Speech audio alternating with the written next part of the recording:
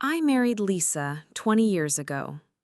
We were both young then, about 20, and full of the hope people usually carry at the beginning of something big. For a while, life felt steady.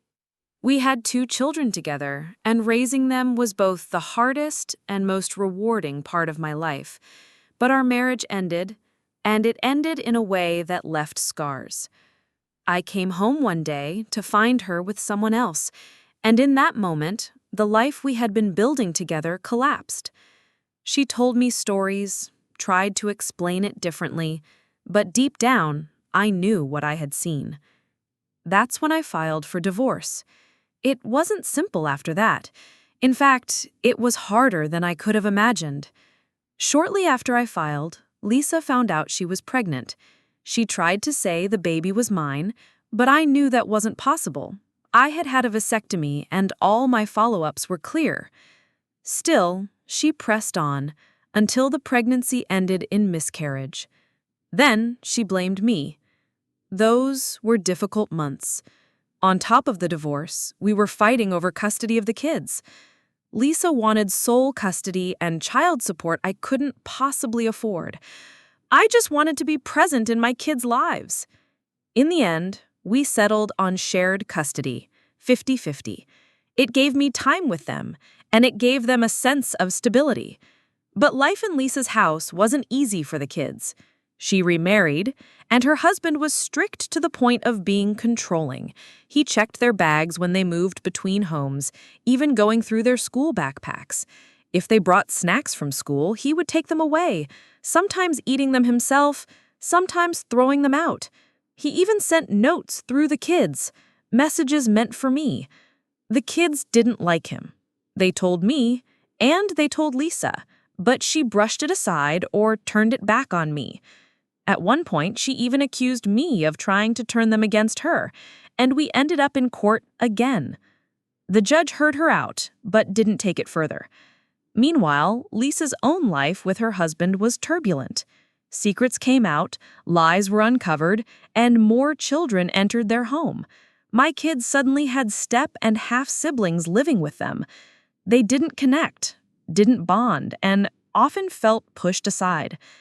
I tried to get the kids into therapy because I could see how much they were struggling. Lisa resisted it, saying it was too expensive and unnecessary, even when I offered to cover the full cost myself. I had to go to court to make it happen, and thankfully, the judge agreed. Therapy gave the kids a safe space, a place where they could speak freely, without worrying about judgment or punishment. Over the years, they became more and more unhappy living with Lisa. They felt pressure to bring their belongings from my house to hers so the other kids could use their things. They felt unheard. They dreaded visits. At first, I tried to change custody, but it didn't work. The kids were too young then, and their voices didn't carry enough weight. So I waited, supported them, and stayed consistent. Eventually, when they were older, the court finally listened to their wishes. 3 years ago, I was awarded full custody. That was a turning point. From then on, my children lived with me, and life finally settled into something calmer. Lisa still had her family, her younger children, but my kids didn't want to maintain that connection, and I respected their choice. With full custody, child support also shifted. Instead of me paying Lisa, she now paid me. She later had it reduced because of financial struggles, and that was fine. It was up to the courts. But in recent months, Lisa has started reaching out again. In fact, in just 2 months, she contacted me 42 times by email. Each message asked for something: money, belongings from the kids, help in one form or another. I answered only once, explaining clearly that I would not be sending money or items and that my focus was on our children. I ignored the rest, though my lawyer documented everything. Lisa didn't stop there. She confronted me directly, telling me how much she was struggling to feed and clothe her 4 children.